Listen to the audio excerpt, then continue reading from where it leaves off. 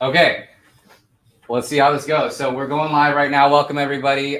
We are at the TF Labs offices in Seattle, and we have some really amazing guests. And no one's on the stream right now because I'm not very popular, so that's fine. But we'll just go ahead and try this anyway and see how it works out. So with that, I want to welcome you. Again, I'm Jonathan. I'm the founder and CEO of TF Labs and Niftmint. We have about 70 people here in the room who are listening, and I'm going to fan it out to them here in a second. But we also have some really awesome speakers who are here, and I want to go ahead and welcome them. So first and foremost, let's go ahead and welcome Rahul Sood from Mecha Fight Club.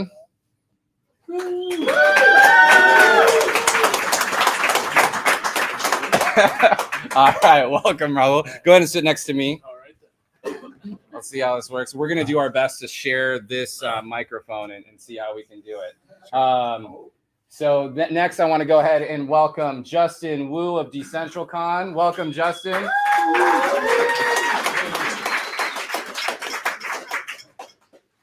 And then you and Matt are going to do your best to share that microphone. So when Matt comes up, go ahead and swing that over. And then let's go ahead and welcome Matt Nutt of Fenix Games. Awesome. Well, welcome everybody. So I'm going to go ahead and try this now. And again, bear with me. Oh, shit. Hold on.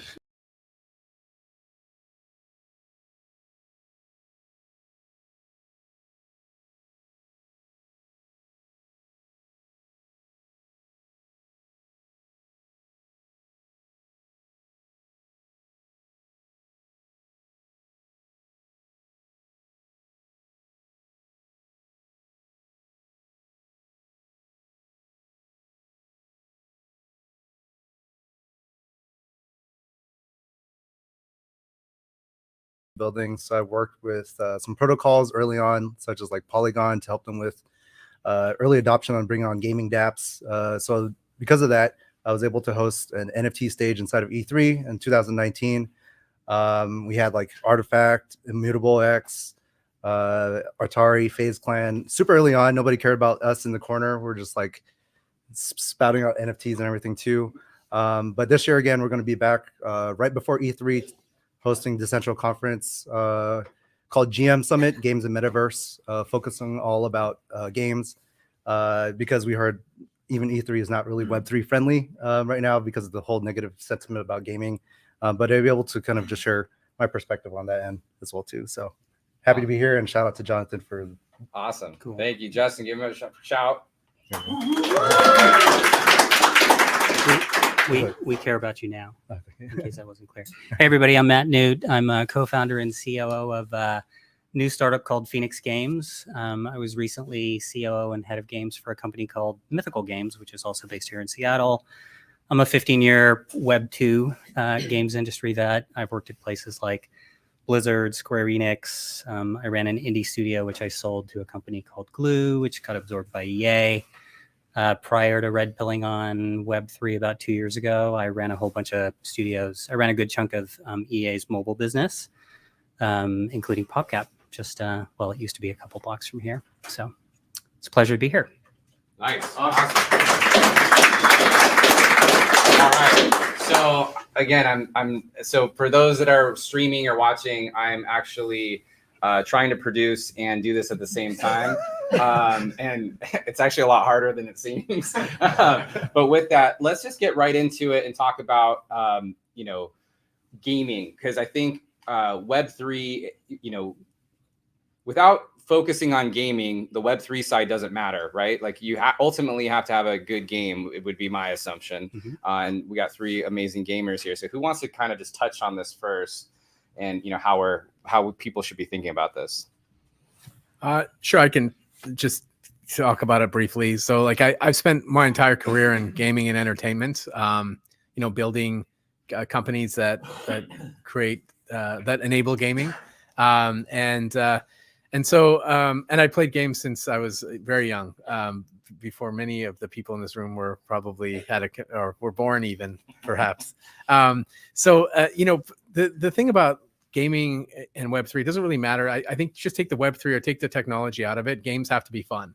That's it, period, full stop. If it's not fun, if you're not having fun building it, if the people aren't laughing or, enjoying what they're doing at work, then you've got a serious issue. So that's like red flag number one. So you have to build something that's super fun and super interesting. And, and then think about what technologies you need in order to enable that. So like in our case at Irreverent Labs, we're actually a 3D tools company. The best way to describe us is we create automated entertainment using machine learning. And so the tools that we're creating to create that automated entertainment are being showcased in Mecha Fight Club. And Mecha Fight Club is a fighting game from the future. It's a digital cockfighting game with cocks and hens fighting in the Coctagon in the year 2140. And what makes this game unique is every character in the game is an artificially intelligent NPC. And therefore, the blockchain is important to us from an ownership standpoint. So like everybody in this room, for example, could own a cock or a hen. They're all unique. They all have their own personalities. You train them, and you're basically building an emotional connection with the characters that you own. So that's why we build on blockchain, not because of, trading or speculation or any of that stuff. So number one, we're building a fun game, and we're creating emotional connections between the players and the characters, and blockchain helps us enable that. That's awesome. I'd like to maybe back you and partner with you. I'll answer the question in a slightly different way. Same answer, different expression of the answer. So, I've been making games for a very long time. There's this term that we use in the industry called emergent play, right? And emergent play is essentially players engaging with your game outside of your original intended design. So the most common expression of emergent play in video games is gray markets, right? So with the advent of online connectivity and social play, for the past 25, 30 years, gamers have been engaged in multiplayer online games in a way that was sometimes outside of the intended design, right? So people wanting to trade skins. I'm a senior citizen of games as well. Like, Diablo 2, you want to trade an item, you meet somebody in a lobby, you drop a sword, pick it up, right? So in 2012, I ran a studio called C Games in Long Beach, California, which I ultimately sold to Glue. We made a drag racing game called Racing Rivals. And we were foolish enough in this drag racing game to allow pink slip trading or pink slip racing. So essentially what we did, knowingly, there was a very popular game called CSR Racing, which was dominating the charts on mobile phones at the time. Our thesis was, what's an unmet need that isn't being satisfied by CSR Racing, right? We can make that game, but how are we satisfying some unmet need that isn't doing, right? That had asynchronous multiplayer, and you were basically racing against someone else's ghosted times. It's fun, but not fun, right? Even the best players in the world, even the best athletes in the world have off days, right? So we wanted to do synchronous multiplayer drag racing, and we wanted to truly deliver on the fantasy of underground street racing by letting you bet your in-game currency and bet your car, right? So we delivered on that. Within 6 months, we were number one in terms of gross revenue in the racing category on mobile. I sold the company to Glue for a healthy amount of money. So we basically made a blockchain game in 2012 without knowing that we were making a blockchain game. So all of the boon and bane of doing that, we experienced, right? It was great because we really delivered what players wanted, but we also invited all this pain as a team running a live operations game. We had tons of hacks and exploits. We had a massive gray market that we had no control over.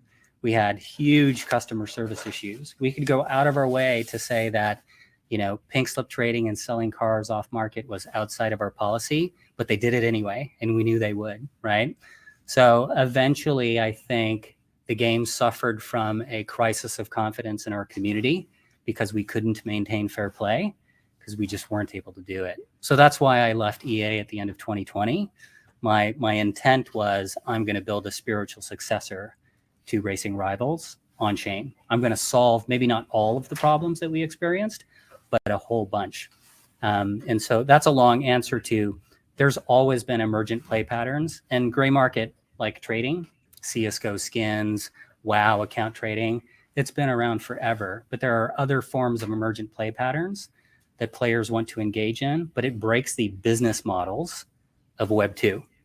So I've been guilty. I worked at EA for a bunch of years. We worked very, very hard to suppress those unmet needs. Blockchain presents a fantastic opportunity to unlock that latent, long latent set of unmet motivations in a way that's net accretive, I think, for all participants in the value chain. The endemics, meaning the developers, the distribution platforms, stores, but also players, creators, even investors. So, Yeah. Sorry, No, I long, think that's long great. but different answer. Yeah. And Justin, I just love your take on it. You know, Yeah. from your background, your history, point of view, etc. Yeah. So my perspective, well, first off, I would agree. Like, focus on building games first. I mean, like even just launching a normal game, you look at the Steam App Store, right? Like all the early access games, most of them don't even break early access as well. Distribution is still a huge issue, and I think that's going to still be a big gateway right now. You know, like Steam says no to what I think still like no NFT, no games. Yep. But like other platforms like Immutable now is starting to build like their own wallet now called the Passport to more people. So there's just a lot still more obstacles. You know, I'm sure like Apple was probably going to get block iOS games to prevent them from coming as well. But you know, from my perspective, I'll talk a little bit more on like the protocol side and dealing with a lot of the games and early other stage of gaming projects as well. You know, I hosted again like an event during E3 2019. I saw earlier projects out there. A lot of them are not like the mature games. A lot of the people are first time video game people and they just jumped into Web3. And that brought in a whole slew of issues. A lot of people are inexperienced. They don't have experience like these guys of actual building games, Web 2, and working with more mature studios. And so like them like executing the first game ever with no distribution was super hard. On the foundation side as well too, the protocols didn't know what they're doing. They had maybe the chain wasn't fully there. They didn't have proper bridges. They didn't have a great wallet experience to handle the NFTs as well, especially back then. And so, you know, what we saw is even some of the pivots too, like people would launch a game back then and then fundraise on that and then ended up building we're going to build our own layer 1 chain. That happened with Dapper Labs. You know, they started off with CryptoKitties, then they created a game, then they fundraised more and more and, you know, created their own chain. Same thing with Mutable X. I helped them out. Gauze Unchained, started the game. Fundraised after that, then they built their own chain. So then they stopped building games. And that ended happening to across the board for Gala Games and all the other ones too.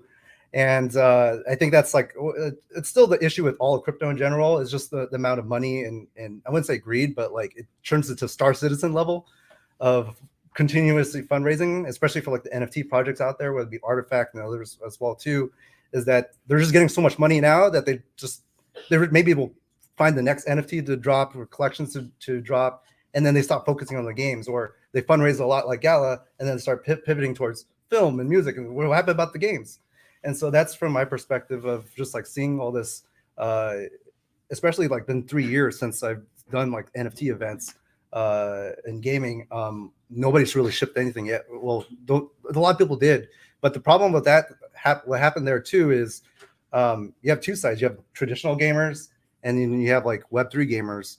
And that's like two different marketing tracks as well too, because you're now like he's saying, you have to balance the typical gamer wants to go and play good, fun games, but then the degen gamer wants the biggest starship that can build yield, right. actually all the games and stuff too. They want Ferraris. Then that starts getting to like play to win, play to earn territory. Mm-hmm.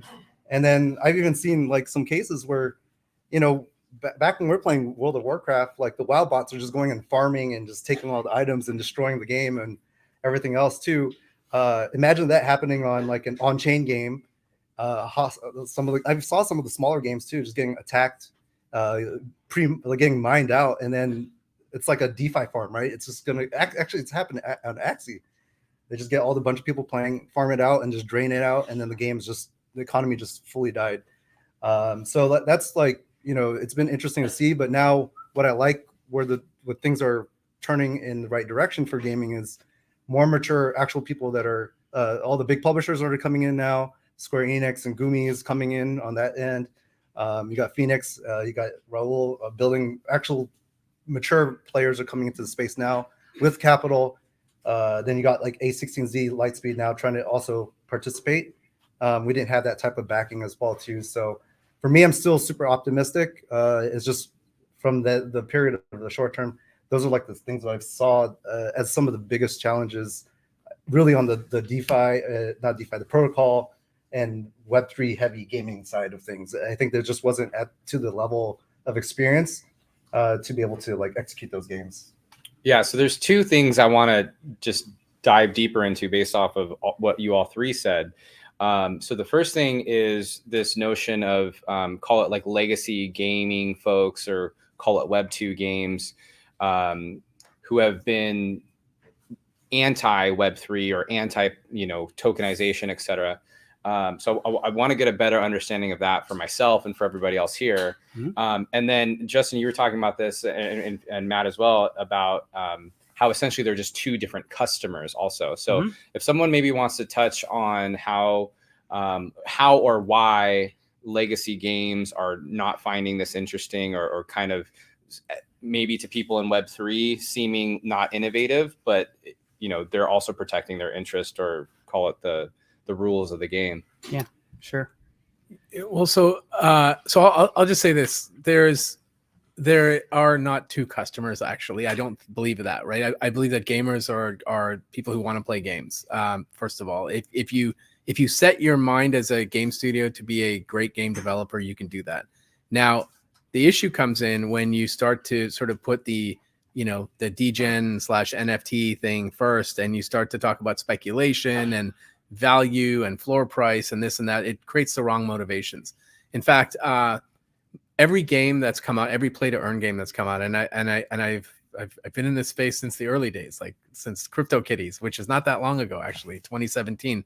But one of the games that I invested in was a company called Virtually Human Studios, and they make a horse racing game called Zed Run. It's pretty cool.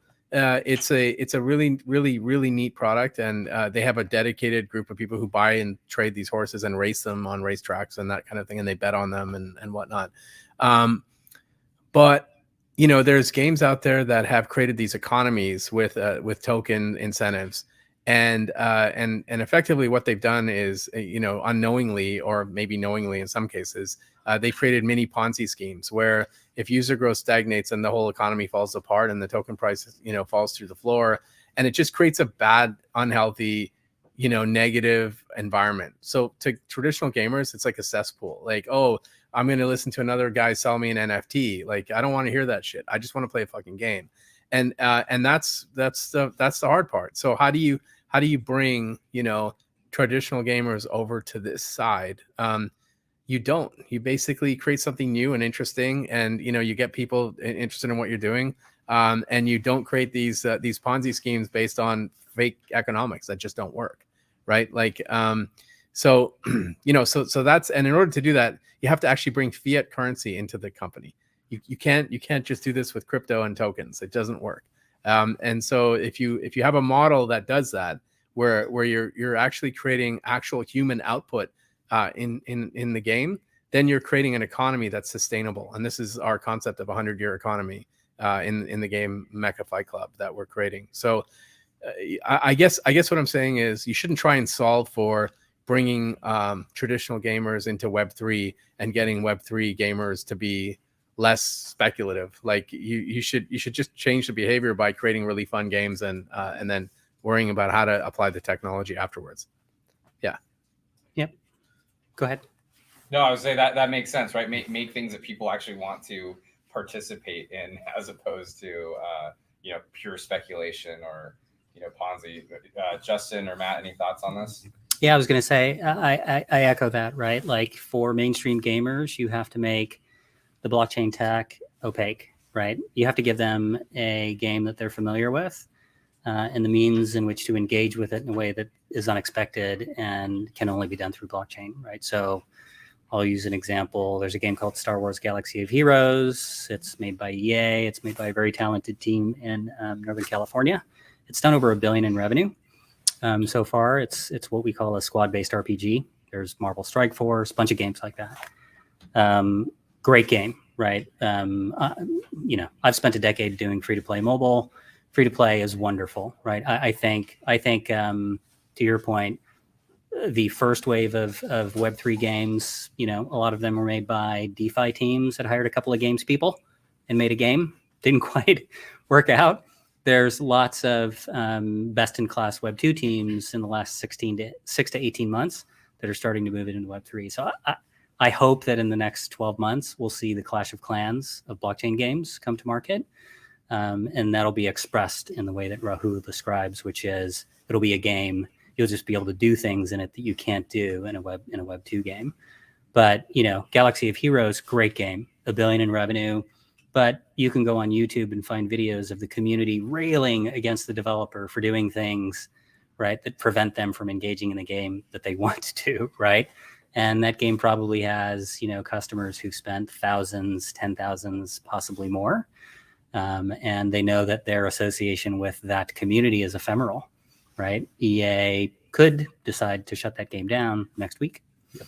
And that would be unfortunate for everybody. So Web3, facilitates, again, an engagement with if it's apples to apples, I think the trick is to design a Web3 version of that in a way that delivers on fun, right?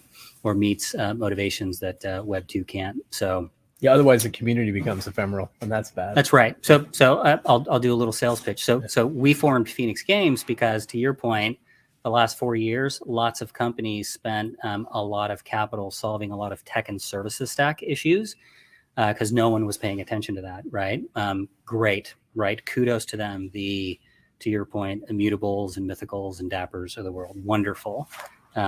We weren't interested in replicating that. It's capital intensive, time consuming. I think there's going to be just a small handful of winners at the end of the day. Enterprise platforms don't support multiple winners. Typically as businesses. We wanted to be a publisher because we think there's a whole new set of problems that devs need to solve in their problem stack. Things like, how do you design a game economy that heretofore has been closed in context of digital assets that are open, right, and liquid across multiple markets? So, of the 4 founding members of our company, 3 of us come from games. 1 of us comes from Wall Street. He's a 25-year Wall Street vet. He's built and run prop trading businesses for places like Citi and Credit Suisse. He's been doing crypto prop trading for the last 3 years, and he's a diehard nerdy gamer.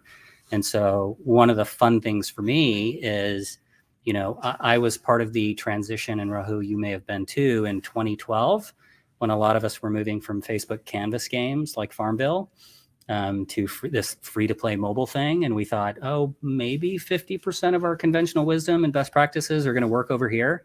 But man, there's this white space that needs to figure out.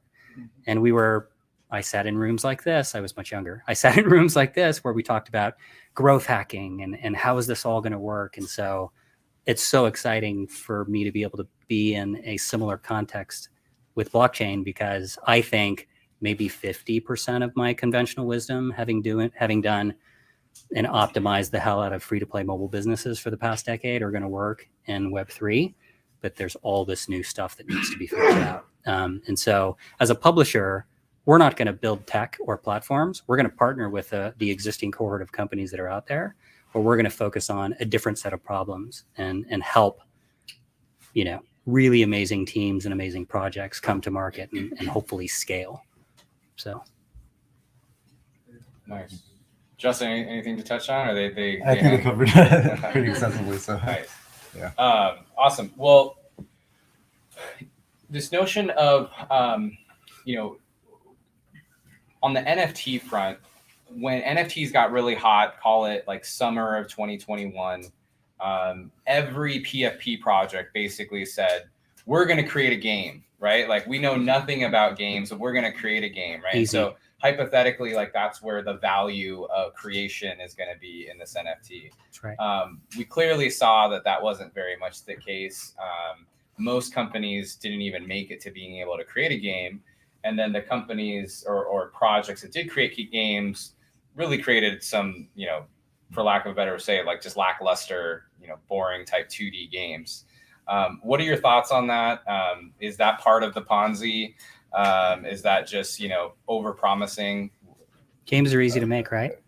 Yeah, I mean, So I'll tell you, so the games industry is an entertainment business, right? So it's hit driven. The hit rate on the video game industry, if you consider so if you define a hit as a product that generates 50 million in revenue in its first year, that's big, right? 50 million in revenue in its first year. The hit rate on video games, whether it's mobile, console, PC, is less than 10%. Yeah.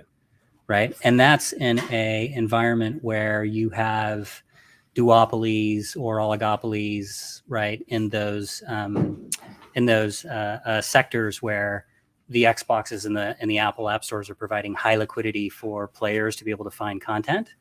None of that exists in blockchain yet. It's this complex constellation of startups trying to solve different problems in different ways. It's wonderful, right? Like I'm thrilled to be able to stand on the shoulders of the pioneers like you, right? Who were nuts enough to go first. But like for a developer to make a game now, it's really, really hard, right? So we're doing the Lord's work by helping them disambiguate that complexity and come to market. Should I lost my trail of thought. I was just gonna say, unless Justin, you want to add something to that before? Let's talk a little bit more on the NFT side. But Okay. Well, I was just gonna say really yeah. quickly that the worst thing you can do as a startup is get funded by consumers. It's a terrible idea. It's like Kickstarter times cocaine plus crack and times 1,000. It's really bad. Because these people, they'll go in and they'll raise, $70 million like Pixelmon. They're a bunch of kids who've never built anything in their lives. They use Minecraft to create their, the promise of a future. And then they fuck off with the money. Like, it's bad. And then the community gets screwed. And this has happened countless times in the space. Yeah. 97%, and I'm being generous, of the projects that were created in the last couple of years are going to turn to dust. Yep. And the only ones that are going to succeed are the ones that are either self-funded or VC funded, that have long-term capital, that don't need the communities to fund themselves, and that have real entrepreneurs and builders inside that know how to build things, right? Otherwise, it's just going to be a complete disaster. And on top of that, you have FTX and things like that fail, that make the whole crypto space look really bad. So, it's like a bad word. Like, being in this space is hard. Having to talk to my friends and, in these cycles, it's depressing sometimes. But I can tell you that I've been through the worst in this space multiple times. I've seen 4 bull bear cycles. Every time the bear market hits, it gets like you hit a low, and then you're like, do I want to give up? This is the worst I've seen. Like, I've had friends in the space that are really legitimate people in the space, and there's very few of them, to be honest, like, that are legit. I can tell you, I probably know all of them. And it's hard because, then the last conversations we have is, are you going to stay, or do you want to just sell and give up? And I will say I'm very optimistic about the future. There are going to be more like FTX type stuff, but people are getting smarter, and consumers for some reason have a very short memory. So hopefully we learn from our mistakes. We probably won't, but and the next bear market and bull market will be even bigger than this last one. So just build while you can, and now is a great time to build. Yeah, I think everybody in this room can probably echo that this has been an interesting or a very hard bear market. People agree with that statement? Yes. Yeah. Rahul, I just want to go one level deep on what you said. So, from a traditional startup standpoint, one might make the argument that, like, hey, it is great to get funded by your customer, and customer revenue is great. Like, if you were building, I don't know, a food startup or something like that. Can you just elaborate a little bit more, like, why it's such an issue in the gaming context? Yeah. So in the gaming context, it's hard because building a game is not easy. Right? Yeah, exactly. It's just not. It takes years of development and trials and errors and things like that. And if all you have your customers doing, or your community is speculating on their assets, you're just going to create a complete spiral of downward cycle of community. And you're just basically encouraging gambling. Now, this is coming from a guy who had a gambling esports betting company for years. So I know, but at least I went in full front saying, this is what we're creating. And I can say, having been there and done that, I can tell you that it's just not a good place to be. The best thing you can do for your community is tell them upfront what you're doing, be very open and transparent with them. Don't make promises about stuff that you can't deliver. And just stick to your plan, right? Don't get greedy. I agree. I mean, it's been too easy, right? In the last 2 years, astronomical sums of money were raised by teams that didn't even advertise their bona fides, which was shocking to me. And then lo and behold, they couldn't deliver.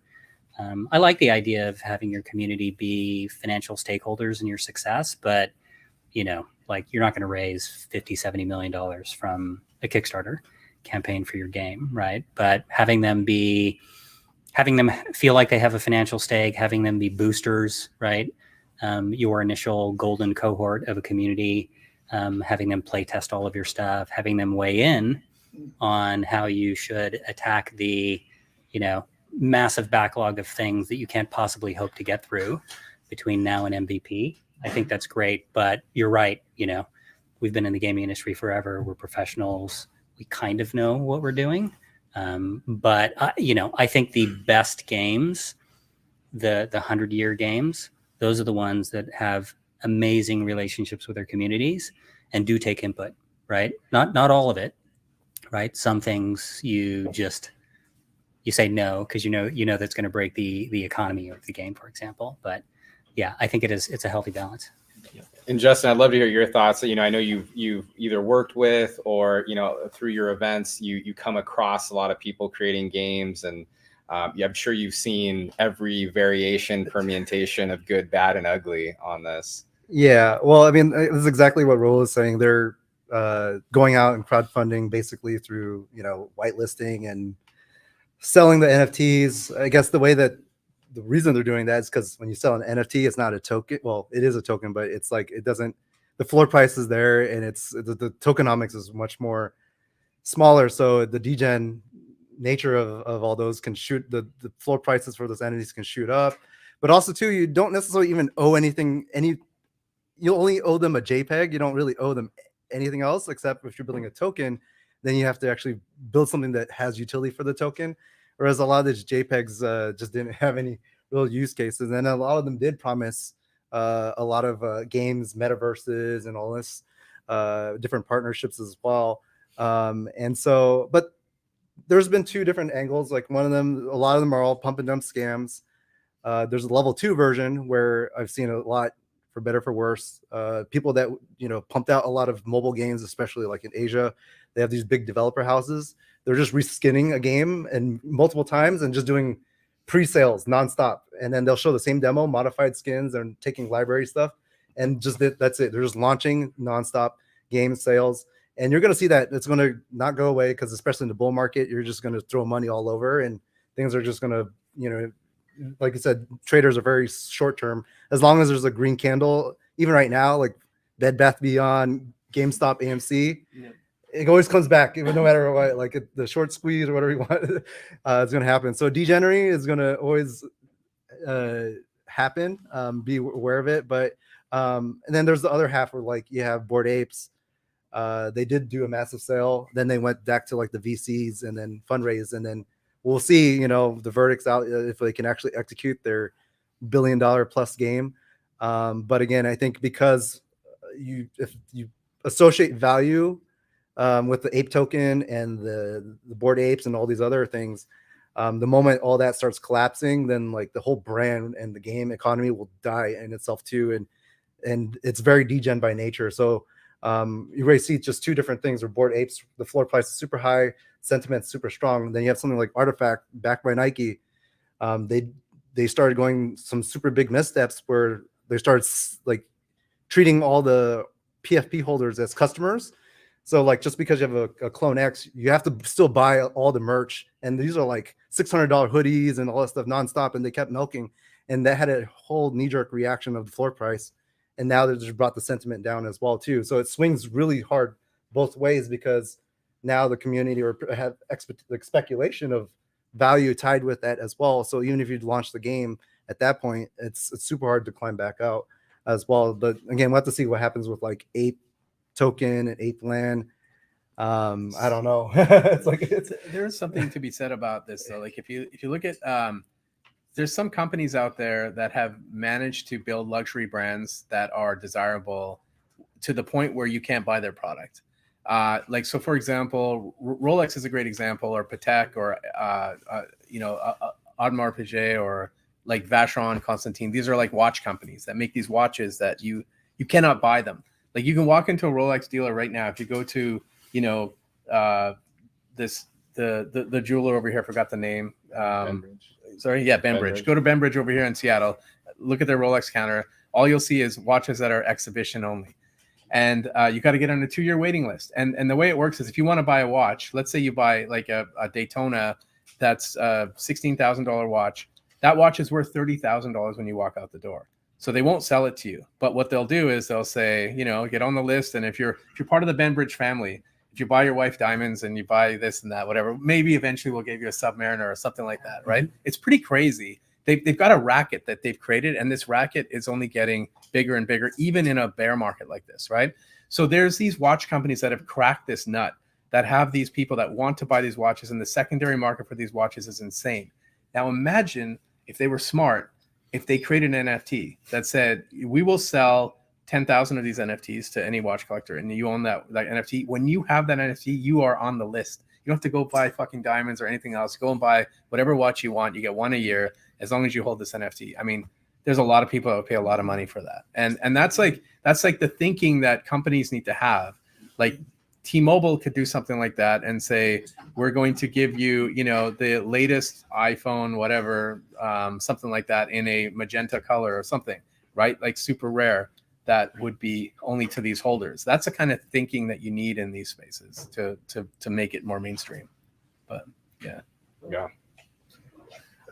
So we've been going for close to 40 minutes. I want to have my last question be about the metaverse, the proverbial metaverse, right? And so, I work with brands on NFTs, and it's crazy how often it comes up where a brand says, we want to be in the metaverse. And then I go, cool, what does that mean to you? And they're like, well, we don't even know, right? So where is the metaverse?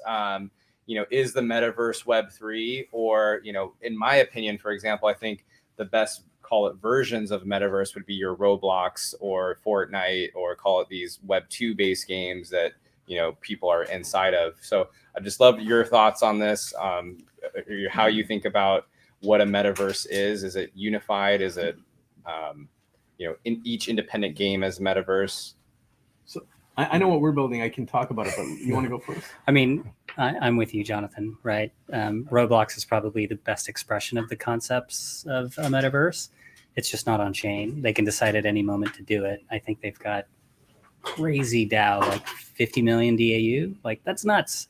And I know there are lots of metaverse projects that had sky high valuations based mostly on speculation, and those are empty worlds, right? If you've built an MMO, if you worked at a company that made MMORPGs, one of the things that you worry about, because you have to shard your community, because there's only so much concurrency you can hold per shard, you fracture your community, and what you worry about is any new player coming into your game, that there are other new players for them to be able to interact with. If that doesn't happen, it's called an empty world. Well, if you go into a lot of these metaverse projects now, brands were super excited to come and build beachheads in there, but there's no players. I'm interested in Web3 to solve what I know to be, again, long, latent, emergent gameplay needs. I want to solve problems solve known problems and unlock new opportunities. Metaverse to me just feels a little ephemeral, kind of undefined. So I think of it like the future. What does the future of entertainment look like? Somebody who's played games all their lives. What do I think about where entertainment is going and what I would like to see? So I would like to walk into a bar across the street and have a cockfighting game in the middle of the bar using no, I'm not kidding, not real cocks and hens, but like digital cocks and hens, scanning a place on the floor, creating a coctagon right there, and having everybody around me with their phones being able to watch this fight from different perspectives, and then share it on TikTok and social media and that sort of thing, creating these like short form entertainment that's in a real world environment that kind of makes entertainment like fun and interesting and a group type setting. To me, metaverse is mixed reality like that. And I know Apple's working on this because they acquired this company that I was a long time investor in, and I helped them sort of build out their hardware strategy and that sort of thing. It's called Vervana. They were acquired in 2017 by Apple, and Apple's building glasses. I know that. I don't know where they are now, but I know it's coming. And when Apple does it, I think they're going to do it right. The latest headset from Meta, the Meta Pro, I forgot what it's called, Oculus Pro. I have one at home. I have a bunch of these things in my drawer, just like sitting around. And normally these things just kind of get thrown in a drawer after 30 days of messing around with them. But this thing is like a game-changing product. First time I've used a VR AR product that I've actually liked, that I use every day. And I use it to work in because I put it on my head and I have 3 giant, or as many displays as I want, but 3 giant displays in front of me. And I'm working in any environment that I want to work in. That's a metaverse to me. Like I can work in like today I was working in a lakeside cabin, right? With these 3 gigantic displays in front of me, high resolution displays, doing my work. I can get more work done in like a 3-hour day on that fucking headset than I can in like 10 hours of using my laptop. It's crazy how productive I am doing that stuff. So like, yeah, I believe in mixed reality. And I think the future of entertainment is getting off your chair and going out to a public event and like, sharing these types of experiences. That's why we're using, AI the way we are in our game and making it like that. So That's cool. Yeah. Very cool. Yeah. What do you think, Justin? Yeah, I think at least on the digital metaverse side of things, Roblox is probably the best analogy for it. I think it doesn't always have to be synonymous with Web3. Like not everything needs to be tokenized. And if it does, eventually, it might be just a full private chain, probably that's centralized, walled garden, Centralized marketplace, like Flow, Dapper, like a little bit more of that ecosystem. Because then, like even you saw with what happened with Dapper, right? NBA Top Shots came out, charged back credit cards, scams. They need to have that buffer, and you have to have control of the chain. If it's fully immutable, decentralized, you can't call that back. And that's where you're going to have the Bored Apes that got stolen and wallet hacks and stuff. You can't recall that. But that also created the huge bottleneck that Dapper had to fix and undo, because people would take a scammed credit card, buy an asset, then immediately sell it, or they sell it multiple times to try to wash it. Then it starts getting into super complicated territory. Back to my ideas though, but I think that we'll see those, at least the pure online metaverses, come from the Roblox, Epic Games launcher, Xbox Game Pass Live probably is going to be the whole ecosystem. That's why, like Xbox, in my opinion, Xbox is buying like Activision and Blizzard, right, to build that IP house.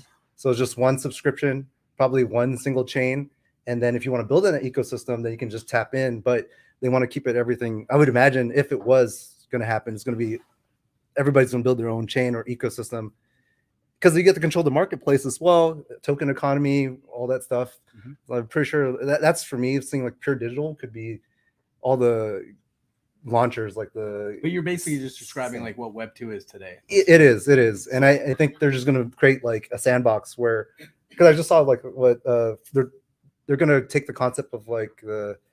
Like a StarCraft, you create map settings, Warcraft map setting games, Roblox, you can create whatever games. Fortnite is going to try to do that, where you just create any type of mini game.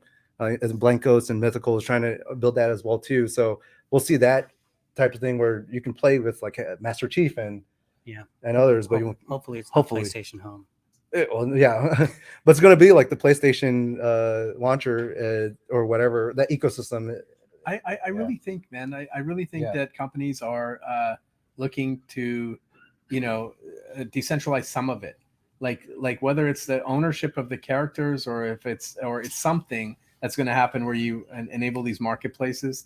The biggest issue that you had with those old marketplaces like skins and that sort of thing was that they got out of control. Like Steam created a marketplace that I forgot what they called, the black market or something like that for Counter-Strike. Yeah, for Counter-Strike. But anyways, they let you trade skins, and then all these gambling companies said, "Oh wow, we can let the kids gamble with skins." Mm-hmm. And so you check if you're 18 years or older, and then you upload all your skins, and you can bet skins. And they created the largest, inadvertently, the largest underage gambling ring in the history of gambling. Seriously, it was going to hit $7 billion in turnover before it was shut down. Like Washington State, was actually one of the states that actually came down really hard, and Valve had to, shut shit down and make it impossible for that to happen. But it was pretty bad. Yeah, I don't know. We'll see. Mm-hmm. Lots to see in the metaverse, I guess. Then, so, okay, I'm gonna open it up to 2 questions. Before I do, again, I want to thank everybody for being here. Do me a favor, pull out your phones, take a couple photos, put them on social, tag each other. But yeah, let's get people knowing about what's going on here. And then once we wrap up, we're all going to walk over to the TF banner and we'll take a big group picture. So, Chad, I saw you have your hand up. Cool, thank you. Great panel, by the way. So I actually work at Immutable X today and work very closely with studio partners on a day-to-day basis. So we're always looking for best practices. And I know Matt used to work at Mythical. I personally think Blanco's Block Party is probably one of the best playbooks for Web 2.5. So I was curious if you could kind of share that kind of thinking of how you guys kind of launched Blanco's Block Party, and if you're kind of taking some of those same principles and best practices as you kind of launch Phoenix Games. So will you repeat that question real quick? Shall I paraphrase the question? Repeat it so that people. Oh yeah. So the question is. So yes, I was COO and head of games at Mythical, and we shipped a game called Blanco's Block Party, which was a bit of a mashup between Roblox and Fall Guys, I guess. And thank you very much. You said that it was you consider a better in class version of a Web3 game. I mean, we learned a lot, right? It's easy in retrospect to look at that and say, oh gosh, we made a whole bunch of mistakes, but that game started development 3 years ago. And what was wonderful being there, without divulging, I'm not there anymore, so I can't, but it was great. It was a fantastic sandbox for us. We had a variety of questions that we wanted to answer. How would a battle pass work where the paid tier fauceted NFTs, but the free one didn't? How do you merge 2 NFTs together and burn one to create something new? So it was just a really fantastic sandbox for us to test a variety of ideas. And it's really no different than running a traditional Web 2 mobile live operations game, where your design team has a bunch of theories that they want to test in pursuit of key performance indicators that they want to optimize for the game. And you're running experiments one after another. Was any of those KPIs fantastic. community related? Like, how's the community going to respond if this happens? Yes, right. So we looked at things like, because these are digital assets that have value outside of our closed marketplace, we had to look at things like, well, how do you market make for these assets and to ensure liquidity, right? Such that there's a healthy amount of trading and a healthy floor. These are all concepts that are wildly foreign to Web 2 game developers, right? It's one of the things that we want to focus on solving for devs at Fenix Games. So, yeah, community sentiment was absolutely critical, and yeah, it was fantastic. We learned a lot, doing that. Thank you. I'm a huge fan of Immutable. Awesome. Let's take a question from this side, just to be fair, because we got 2. So, how about the person with the Unity hat on? Michael from Curie. So Starbucks has probably one of the most successful launches for retail NFT without referring to any amount of branding related to blockchain. I was curious, how would you approach a rebranding or of blockchain technologies to a gaming community?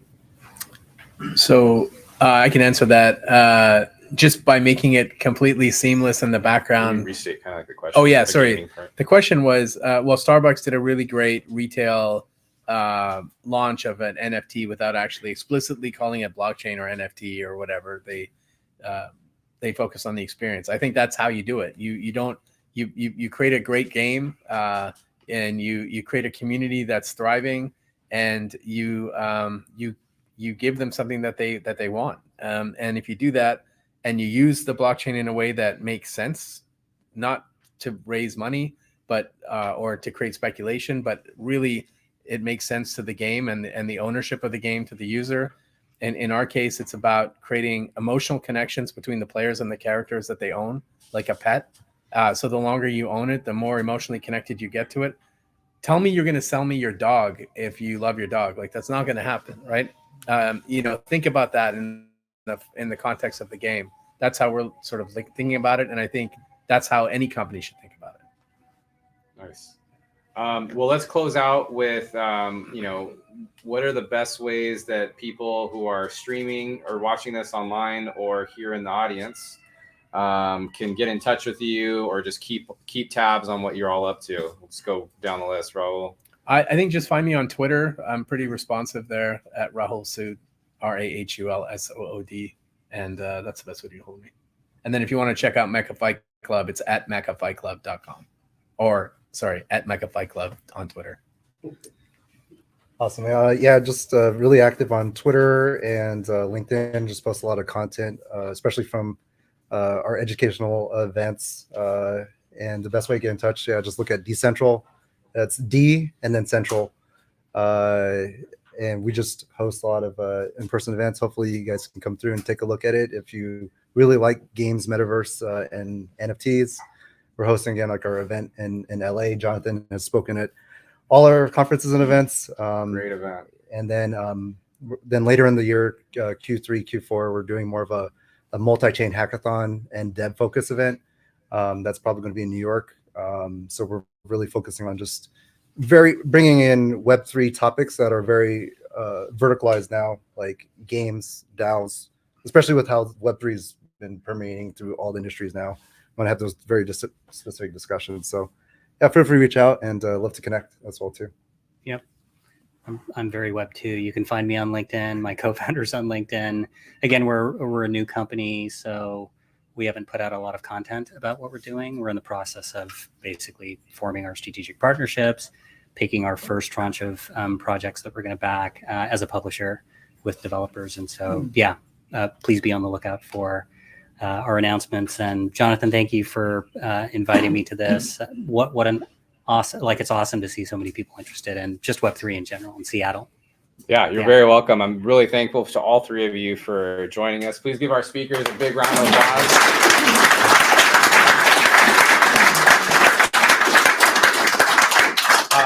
And again, I want to thank all of you for coming out here on a Wednesday in the wintertime. It's cold here in Seattle. I appreciate y'all being here, connecting with each other.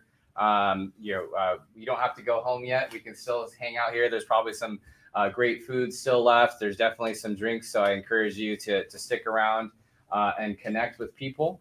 And again, please do make sure that you're following us on our socials, which is at TF Labs _ on Twitter or at Niftmint. And then make sure that you're in the Telegram, because that's going to be the best way to know what's going on next with our events. We'll be here again in a couple weeks on February 22nd, where we're going to be talking about crypto regulations and legal outlook. So I highly recommend that you register for that as well. And you all received an email with a link to that next event. So I encourage you to register, as well as make sure, again, that you're in that Telegram. And last, as always, if there's anything that I can do to be helpful to your all journeys and how you're getting into Web3 and what you're doing, please don't hesitate to ask. I've definitely spoken with quite a few of you on your different projects. And we're always looking for help with the things that we're doing and some of the different ideas that we're also launching out of TF Labs. So reach out to us about that as well. So if everybody could do me a favor and let's all go over there. We're going to go ahead and take a group picture. For those streaming, thank you so much for joining us, and we'll catch you all later. I'm excited to check out your game. Yeah.